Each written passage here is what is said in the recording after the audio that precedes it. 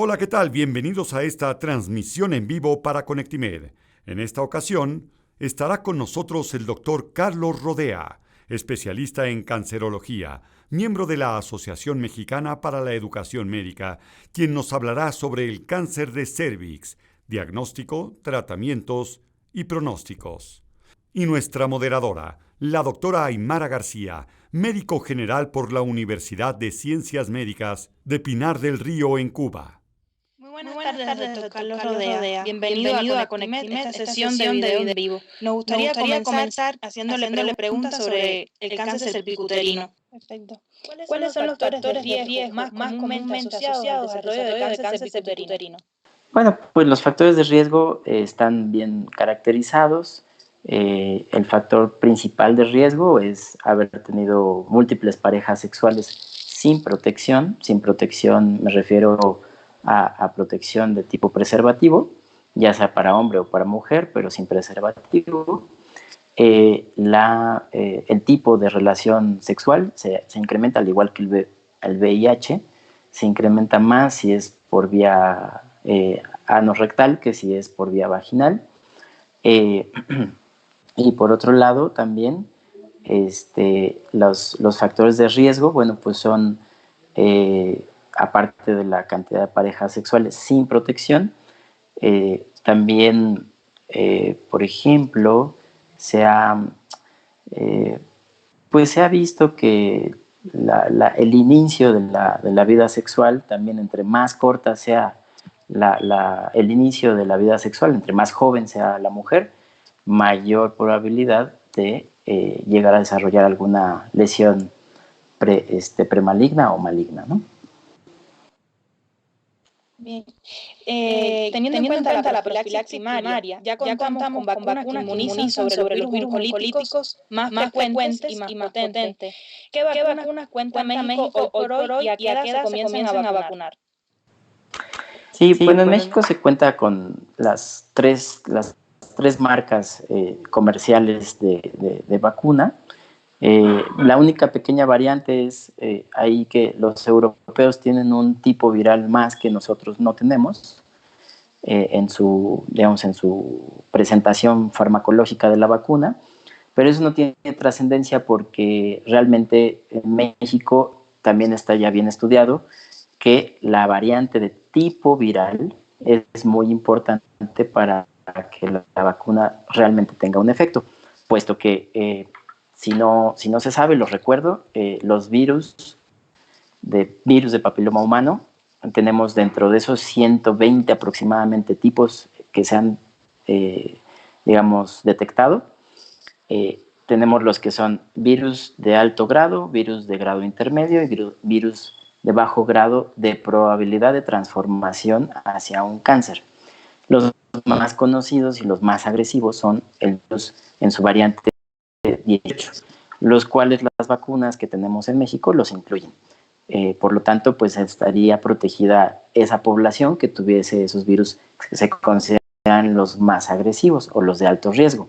Ahora bien, con respecto a la edad, pues la edad recomendada es antes del inicio de la vida sexual, ¿no? Eso obviamente pues dependerá de cada mujer cuando empiece su vida sexual, pero precisamente porque se sabe que la frecuencia del inicio de la vida sexual en la mujer en promedio es después de la adolescencia o en la adolescencia, pues se recomienda que la vacunación inicie entre los 8 y 10 años, para que una vez que entren a la adolescencia, ya la mujer ya haya desarrollado inmunidad y protegida. Bien, doctor Carlos, ¿tiene algún sentido que se vacunen a los niños, a los varones? Miren, no hay todavía una conclusión franca al respecto. Todavía sigue un poco controversial si vale la pena o no que los varones o el sexo biológico se vacunen. No hay un consenso todavía a nivel internacional. Es decir, el hombre no va a desarrollar cáncer, pero sí va a seguir siendo portador o va a poder tener la capacidad de infectar a sus parejas. En dado caso, por esa situación no está bien contemplada todavía la vacunación en el hombre. Muy bien. Y en el caso de una mujer ya mayor de 15 años en la que se diagnostique una lesión, digamos, de bajo grado, ¿es recomendable que se vacune? Bueno, ahí habría que ver el contexto. Finalmente, si ya inició vida sexual, pues no tendría mucha aplicación, ¿no? Aunque todavía teóricamente su sistema inmune todavía es moldeable o manipulable, pero teóricamente ya no tendría mucha aplicación. Hay algunos infectólogos lo recomiendan, otro grupo de oncólogos dicen que ya no tiene pues necesariamente aplicación. Si me preguntaran, yo creo que el riesgo-beneficio es relativamente bajo el riesgo y el beneficio pudiera tener todavía capacidad de generar inmunidad de esa persona, entonces creo que sí la vacunaría. Cuando las lesiones son invasivas, ¿cuál sería el tratamiento oncológico? Depende el grado o más que el grado, el estadio de la enfermedad. Una vez que se contempla ya un cáncer invasor, pues vamos a tener desde la etapa pues desde la etapa 1 hasta la etapa 4. Y obviamente, dependiendo de en qué etapa se encuentre esa paciente, pues será el tratamiento ya específico, porque va cambiando de acuerdo a la etapa clínica de la enfermedad. No es lo mismo una etapa 1 que una etapa 3, una etapa 4, etc. Y como dije hace un momento en la pregunta previa, tanto las lesiones de carcinoma in situ como las ya invasoras tienen que ser manejadas por el especialista en oncología. Y a manera global, las etapas iniciales, en etapa muy inicial de la enfermedad, probablemente la etapa 1, podrán ser tratadas solo con cirugía. Las etapas 2 en adelante tendrán que ser una mezcla de tratamientos, ya sea con radioterapia y quimioterapia, o radioterapia, quimioterapia, cirugía. Ya dependerá de cada caso. Eso ya dependerá de cada caso, de acuerdo a la etapa clínica de la enfermedad, pero insistir en que una lesión premaligna grado 3, una lesión invasora o una lesión in situ, esas tres entidades deben de ser manejadas por el especialista en oncología. En el caso de las mujeres posmenopáusicas o que ya tengan paridad satisfecha, si se detecta una lesión, ya sea de bajo o de alto grado, ¿se puede recomendar la histerectomía como forma de prevención del cáncer cervicuterino? Sí, sí es una manera muy útil, ¿no? Digo, obviamente también dependerá de el tipo de lesión, porque si es una lesión premaligna grado 1, pues a lo mejor no es necesario llevarla a la histerectomía como tal, a pesar de que ya tenga paridad satisfecha. Pero si volvemos a la misma, digamos, en cadena de la previa, si fuese una lesión grado 2 o grado 3, lo más recomendable sí sería llevarla a histerectomía, ¿no? Con todo y, bueno, histerectomía con cervix, no nada más histerectomía simple, sino también retirando el cervix uterino, porque en ocasiones, desafortunadamente, algunas cirugías de este tipo solamente retiran la matriz y no retiran, o sea, solamente retiran útero y no retiran el cervix completo, ¿no? Esa es básicamente la respuesta. Y en el caso de las mujeres embarazadas, si se detecta una lesión premaligna de alto grado, ¿cuál sería la conducta? Bueno, ahí depende pues la semana del embarazo, ¿no? si es factible llevar a cabo a término ese embarazo, pues adelante, ¿no? Pero pues ya dependerá también la particularidad, las semanas de embarazo que lleve la paciente.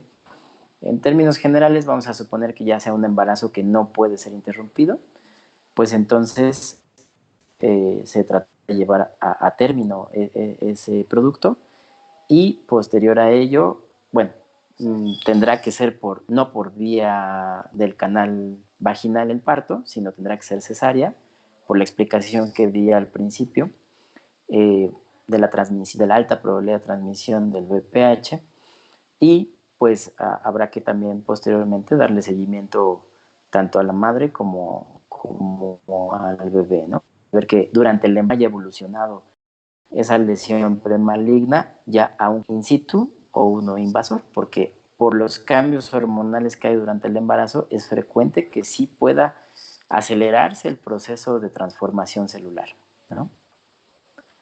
Esa sería la respuesta. Cuando una paciente ya se ha tratado desde el punto de vista oncológico, digamos, con radioterapia, quimioterapia, y experimenta recaídas o diseminación a distancia en otros órganos, ¿cuál es la conducta a seguir? Bueno, es una pregunta muy amplia porque va a depender de muchos factores. Generalmente, pues seguimos teniendo opciones, ¿no? Una paciente que tuvo una recaída al cáncer, pues tenemos que evaluar si es una recaída local, es decir, nuevamente en el cérvix, o es una recaída a distancia. Generalmente, si es una recaída local y tiene más de un año de haber sido tratada, se puede volver a intentar dar radiación local. Si fuese una recaída o una recurrencia a distancia, es decir, metastásica, pues ahí las herramientas son mediante el uso de quimioterapia nada más. O si está destruyendo alguna estructura, por ejemplo, una vértebra, pues también se puede utilizar, aparte de la quimioterapia, el uso de radiación directo al hueso que está afectándose, ¿no? Entonces, dependerá de dónde esté lesionado por la metástasis. Por ejemplo, si fuese metástasis cerebrales, solamente se puede utilizar radiación. Si fuese metástasis pulmonares, pues solamente quimioterapia. Entonces, habrá que evaluar en dónde está esa metástasis. Pero en términos generales, si la recurrencia del tumor es local y tiene más de un año de haberse tratado, se puede volver a intentar radiación. Y si es a distancia en general, que no sea el cerebro, se utilizará quimioterapia, ¿no? En su práctica médica habitual, ¿cuáles han sido los efectos adversos a largo plazo más frecuentes en las pacientes sometidas a tratamiento oncológico? Pues lo más frecuente de nuestras pacientes es que persistan después de 6 meses de haber sido tratadas con alteraciones locales a nivel pélvico, puesto que la mayor intensidad de los tratamientos se concentra en la región pélvica, por obvias razones. Como útero, cervix, están en contigüidad con recto y vejiga, la mayor cantidad de morbilidad tardía o a largo plazo suele ser o proctitis o cistitis posterior al tratamiento. Esto quiere decir sangrado rectal, irritación vesical, hiperactividad vesical, en ocasiones inclusive hasta perforación de alguno de los tabiques, ya sea el tabique rectovaginal o el tabique vésico-vaginal, ¿no? Sería como el grado más alto de complicación, vamos a llamarlo así, posterior a los tratamientos oncológicos, ¿no? Básicamente. ¿Ha sido frecuente la disminución de la libido en estas pacientes? Sí, el cambio de la conducta sexual de las pacientes es bastante constante, puesto que no nada más es una situación, bueno, se combinan la situación anímica, o sea, propiamente del estado de ánimo, Se combina el segundo factor, que es un factor mecánico, porque en esta parte queda muy irritada la zona, puede quedar muy sensible, vamos a llamarlo así, como para mantener relaciones sexuales satisfactorias. Y el tercer aspecto es el aspecto hormonal. Para finalizar, doctor, ¿de qué va a depender el pronóstico de una paciente con cáncer cervicuterino? El pronóstico principal es la etapa clínica. Y cuando decimos etapa clínica nos referimos a la cantidad de tumor existente al momento del diagnóstico.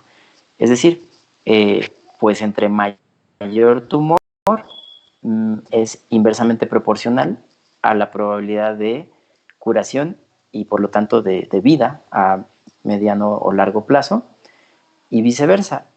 Entre menor carga tumoral o entre más temprana sea la etapa de la enfermedad, mejor será el pronóstico. El cáncer cervicuterino lo dividimos en 4 etapas, ¿no?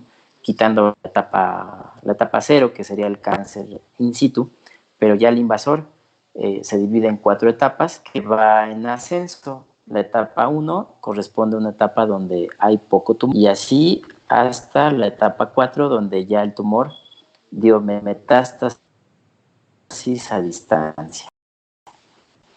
Y obviamente, pues, pronóstico.